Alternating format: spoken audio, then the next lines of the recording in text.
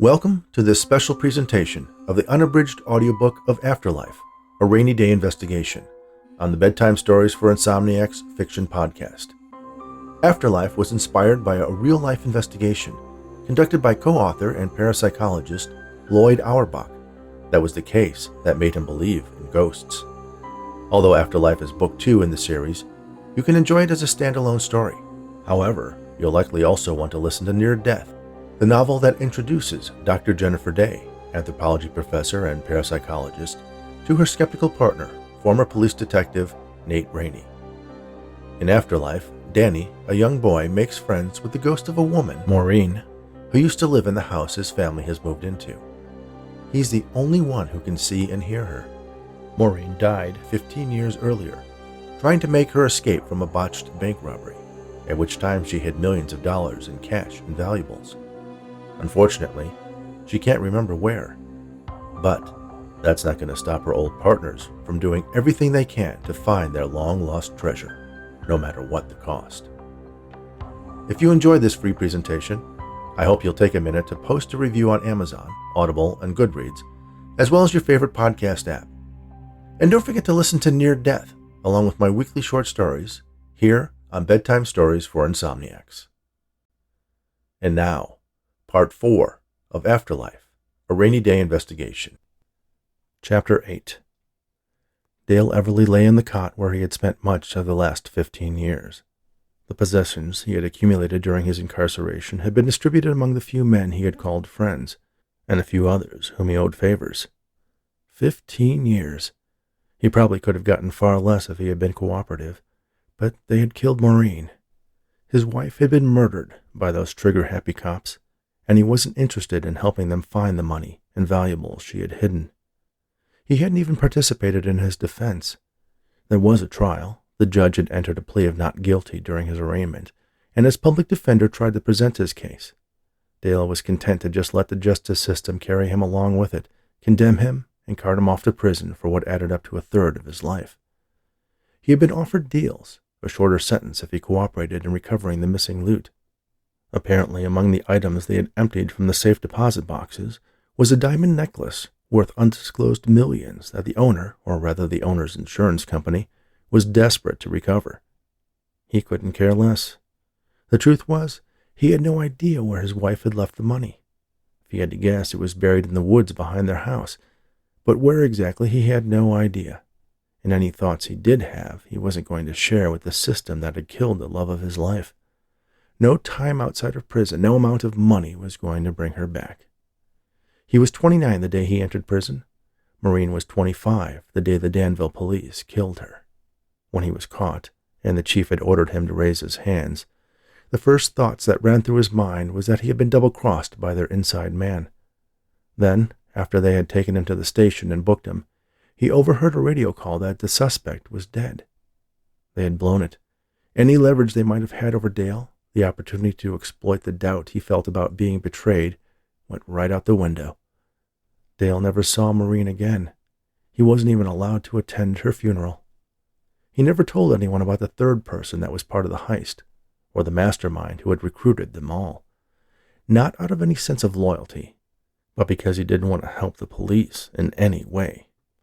Their plan had been a good one. They had timed their egress from the bank to coincide with the morning roll call, which occurred an hour before the bank opened. The majority of the police would be attending the daily briefing, while the overnight shift would be heading back to the station. Dale had managed to piece together the events of that morning that contributed to him getting caught and Maureen killed. They never could have anticipated a young girl going missing, drawing virtually all of Danville's police to the downtown area. But even with that, there should have been enough time for Deputy McDonald to send a message to warn them. Something had gone wrong.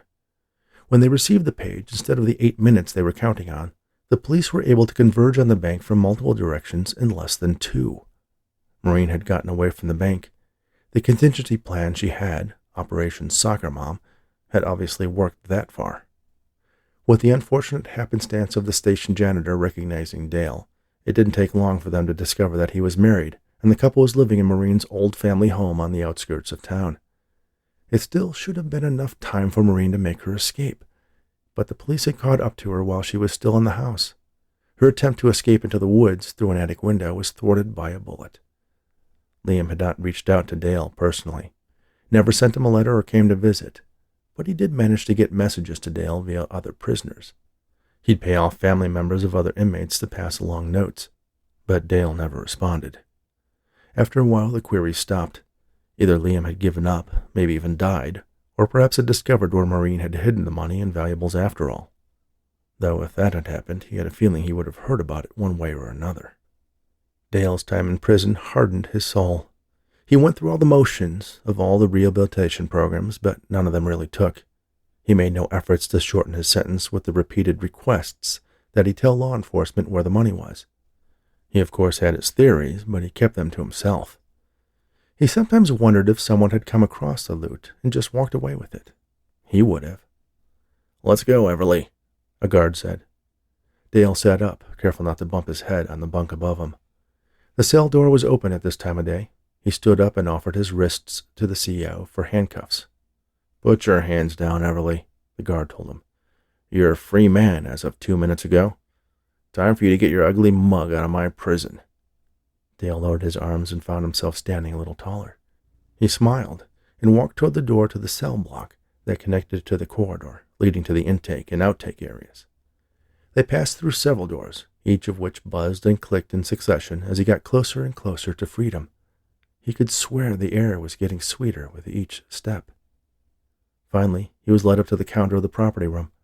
The guard read the number off his prison-issued shirt and then disappeared into a maze of shelves. When he returned, he held a basket that contained the clothes Daye was wearing when he was sentenced, a second-hand suit his second-rate lawyer had bought for him, and an envelope. "You can change over there," the guard told him, nodding toward a door that opened into a closet-sized room. When he emerged, the basket now held his prison grays. The watch that had been a little tight when he went in hung loosely on his wrist. The wedding ring still fit perfectly. They handed him a check that represented payment for his work over the years at various prison jobs, minus the funds to cover his infrequent purchases at the prison commissary. "You gonna dig up that treasure?" the corrections officer who had escorted him from his cell asked. "What treasure?" Daye asked. "Yeah, that's what I thought," the CO replied. "Go on, get out of here." Daye looked at the door marked exit. It buzzed and clicked, waiting for him to step through it. He did so. It led him down another short hallway to one final door. He waited in front of it for that harsh buzz and the motorized click, but there was none. He pushed on the door. It opened. The air on this side of the wall was different somehow from the air in the prison yard. The sun was warmer, and a cool breeze reminded him he was still alive and free. Chapter 9. Jennifer pulled up to Nate's house.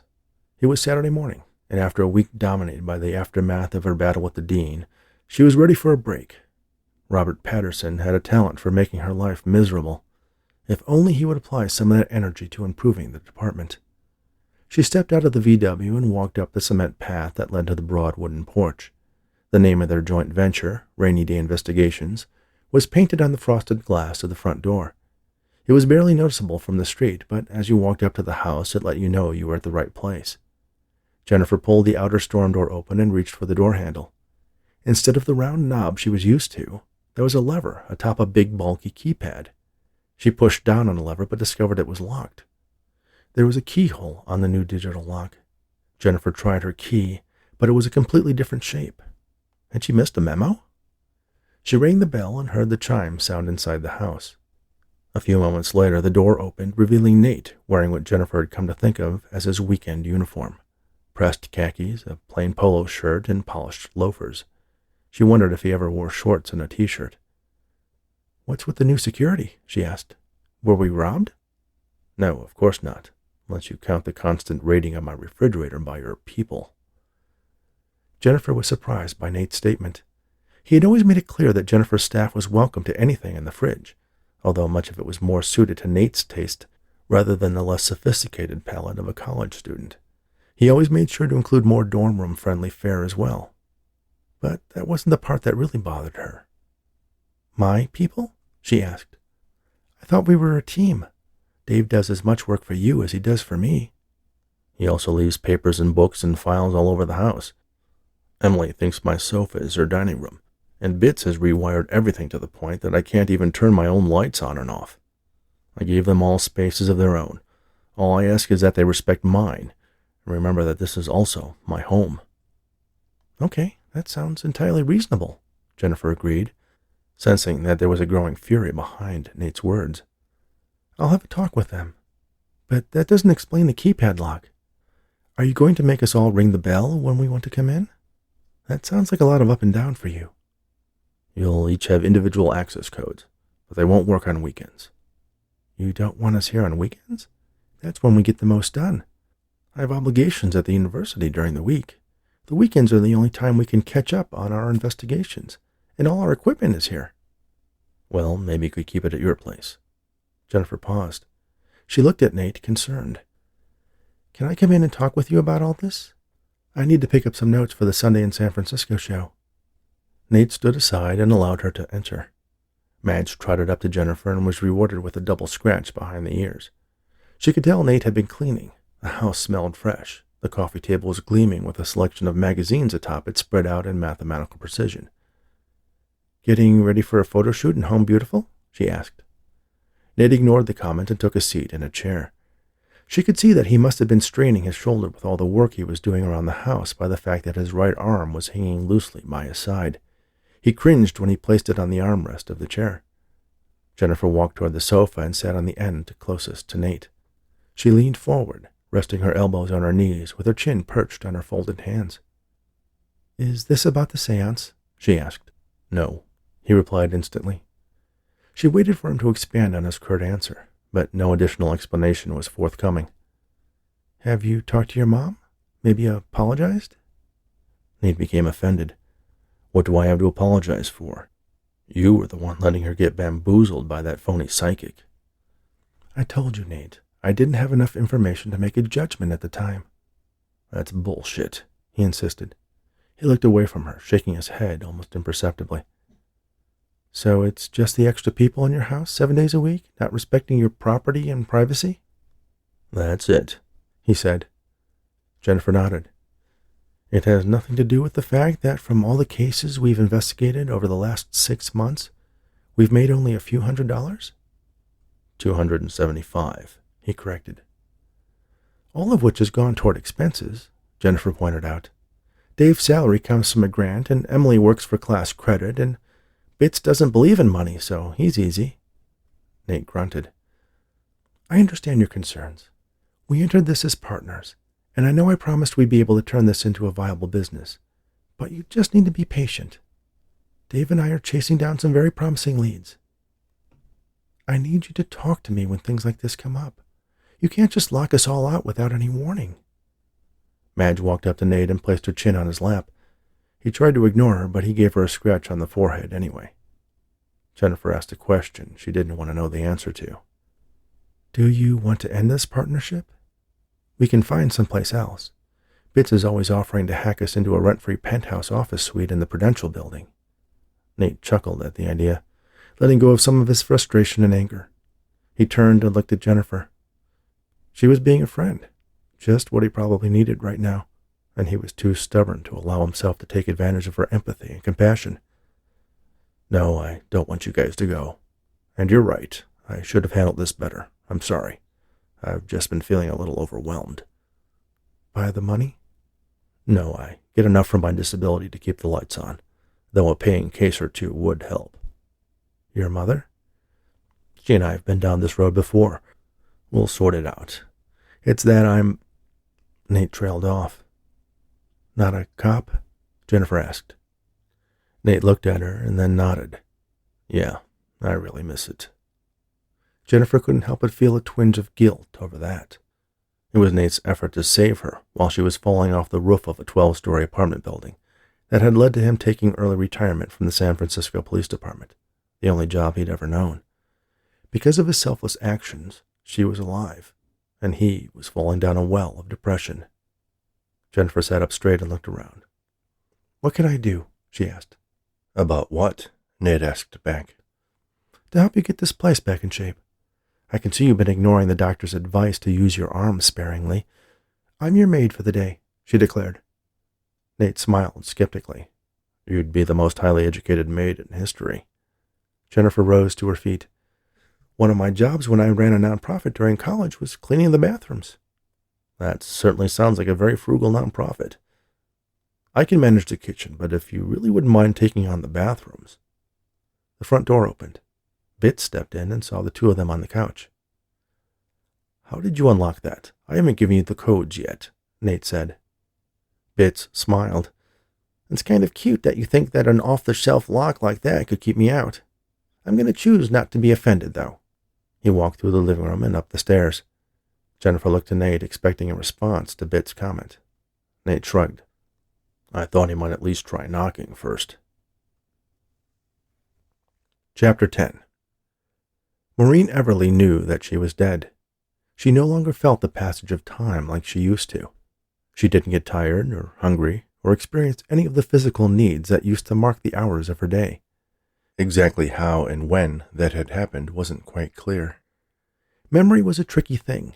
She knew her name, knew that she had lived in this house, and when she wandered from room to room, she could recall specific events that had happened in each of those places. Little by little, she had been collecting those memories and piecing back together her life. Maureen looked out the windows, but never ventured outside. She had a fear that she only existed this way inside the house, and if she left it, she would lose her tenuous hold on this, whatever it was. Was she a ghost? She had a sense that there was some purpose for her, some reason why she hadn't gone to heaven, or maybe hell.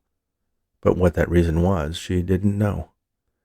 Maureen couldn't help but smile as she watched Danny sitting at the small desk in his room, drawing intently. He had taken several sheets of paper, folded them in half, and was making a comic book. She tried to follow along with the story.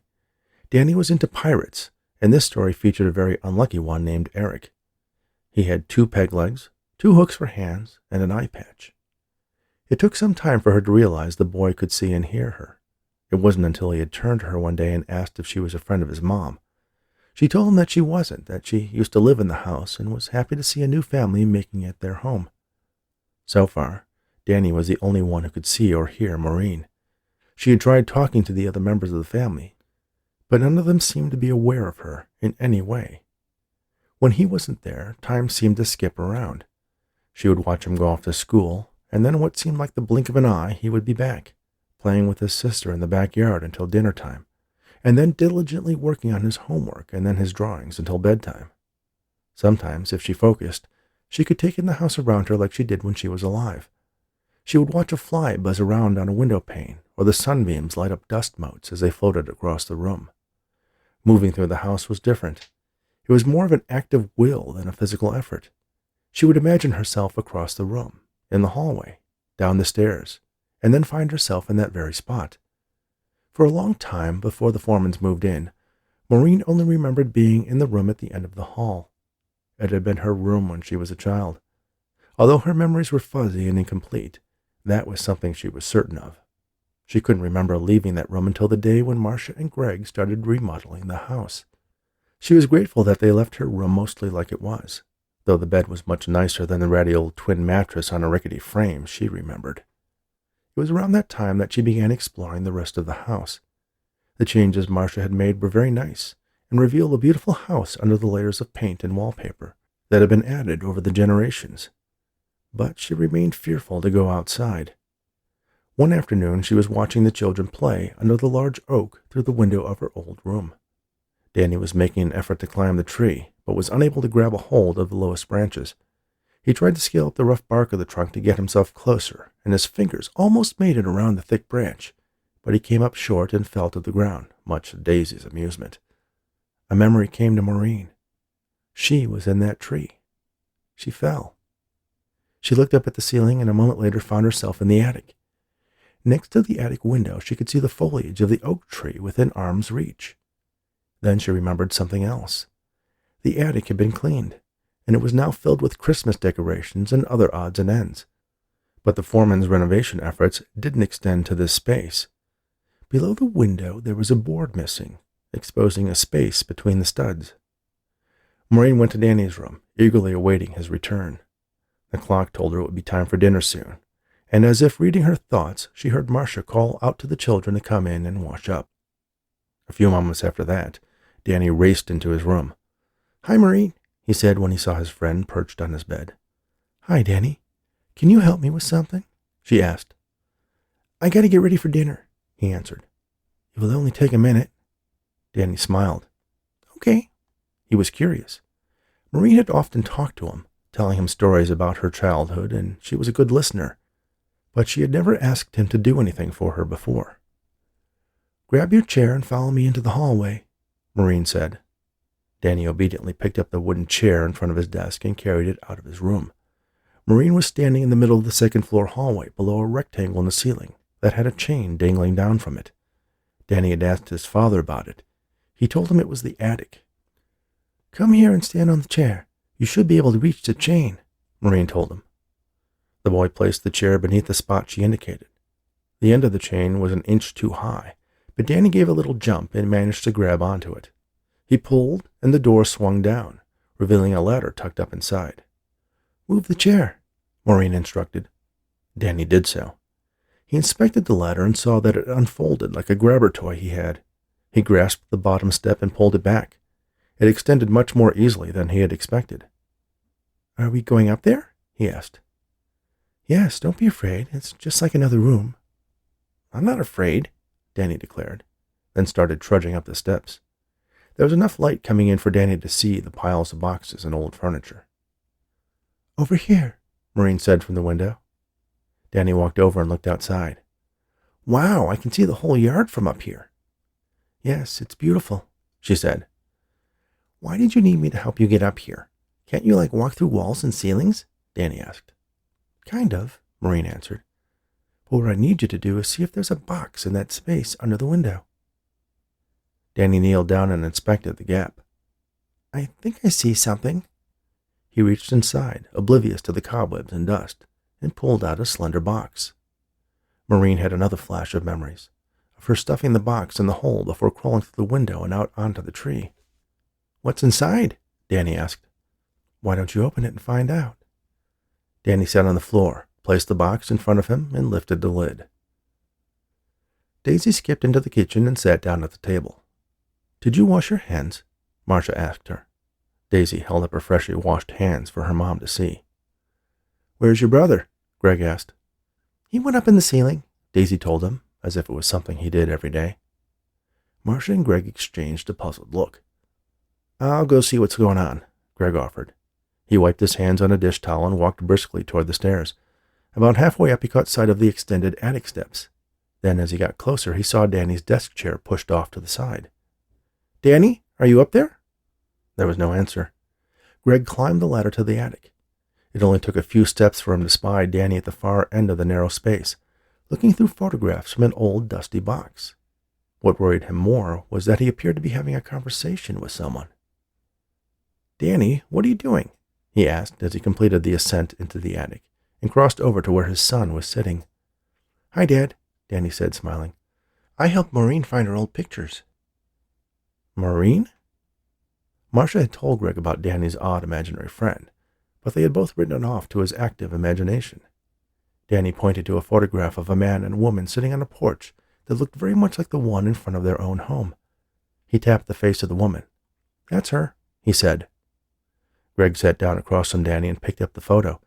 He turned it over and saw written on the back in casual script, "Maureen and Dale, summer, 99.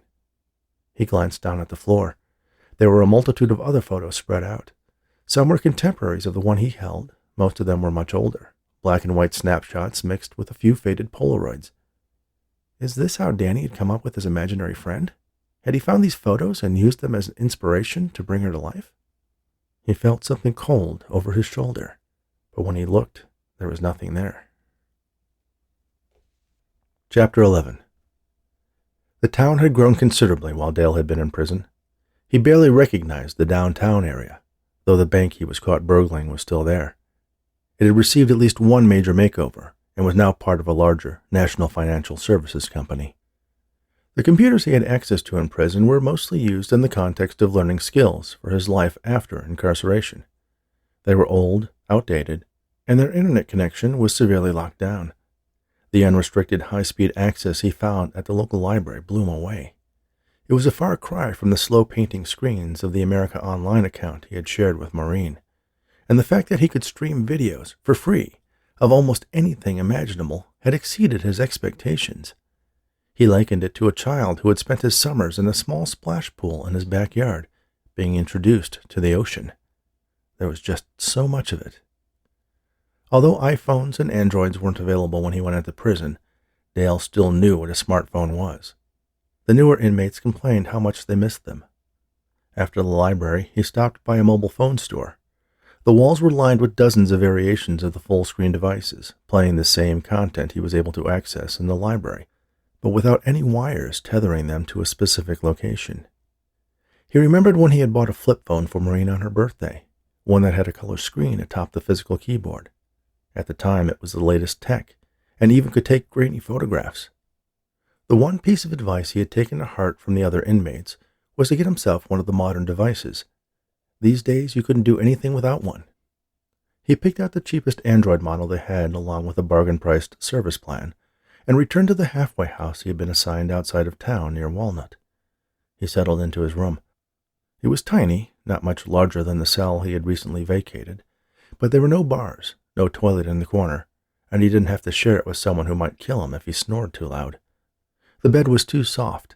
It felt like he was laying in a pile of marshmallows. He had a chair and a small desk which he sat at to unbox the phone. There was no instruction manual, just a miniature pamphlet that illustrated how to insert the tiny SIM card the salesperson had given him, and then turn it on. He declined setting up an email account and skipped the screen where it asked if he wanted to add any contacts. The icon that indicated the signal strength bounced between 1 and 2 bars, but he was still able to use the web browser. Out of curiosity, he plugged his name into the box that asked him what he wanted to search for. The results that showed up were mostly news articles about the bank job. One of them had a picture of him with Maureen, his arm around her, both of them smiling for whoever took the photo. He didn't recognize it, but it looked like it was from before when things went bad, when they were happy. He turned the phone off and slumped back in his chair. He hadn't thought about what he expected, but life on the outside was nothing like it had been before the robbery, and it was different still from the years he had spent behind bars. When Daye had first arrived in prison, he didn't talk to anyone. He found the narrow social groove between the gangs and lifers with guys like him who just wanted to do their time in peace. Getting to that place wasn't easy. He had endured numerous assaults, some of which left him in the infirmary. But once it was known that he was not interested in participating in the dominant social structure, and that he wasn't a threat to anyone, he was mostly left alone. One exception was Hakeem, the jailhouse lawyer. He was a lifer, convicted of killing 6 rival gang members, and he freely admitted that he was guilty of those crimes. He had discovered the small group of inmates that spent their time among the law books the prison provided in the library, and found he could make sense of the convoluted text. He helped other prisoners with appeals, deciphering correspondence with their attorneys, and filing frivolous civil rights complaints, which at the very least got them a free trip to court, even if the cases were summarily dismissed. Hakeem had approached Daye after he had settled into his "I just want to do my time" lane, asking questions about Maureen. He had researched Daye's case and knew the man had lost his wife in the aftermath of the robbery. He also learned that she was a full-time employee of the bank, and that many companies offered their personnel life insurance as part of their benefits package. Daye insisted he didn't care about any of that.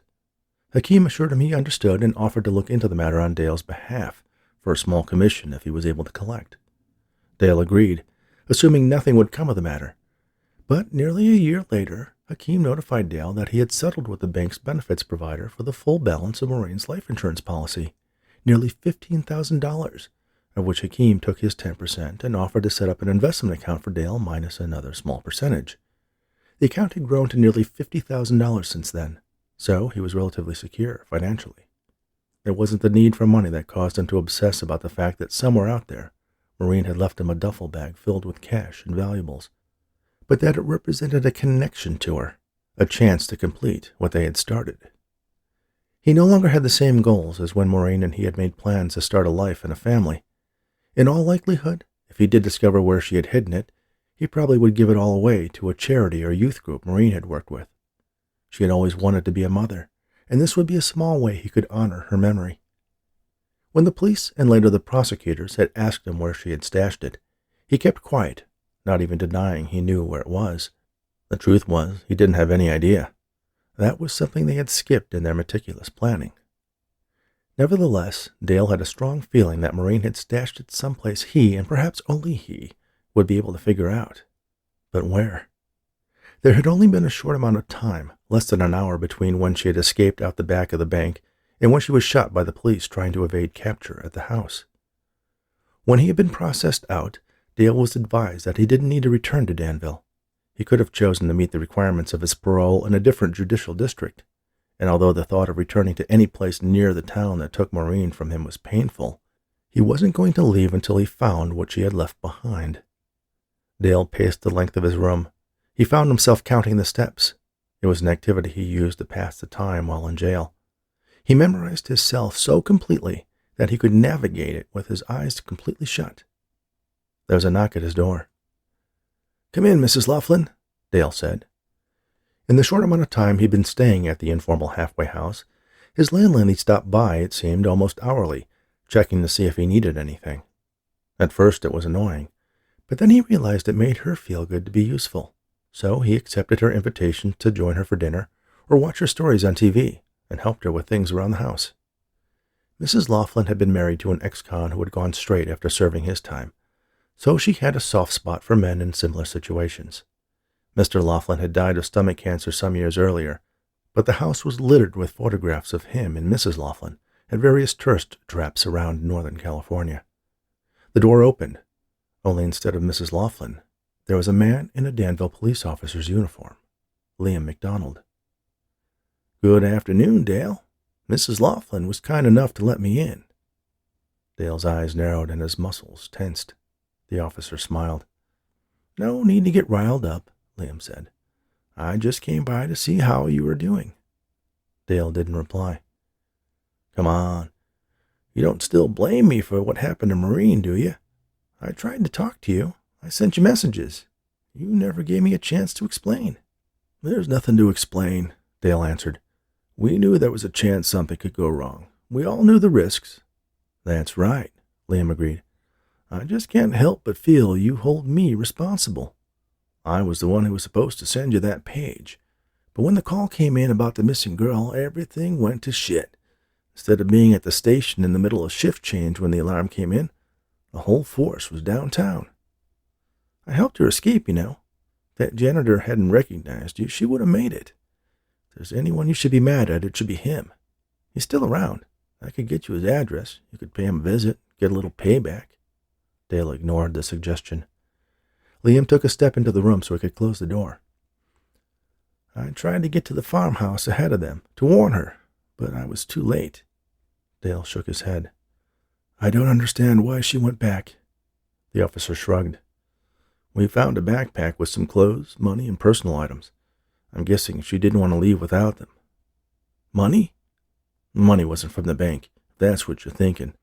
She must have had her own emergency stash.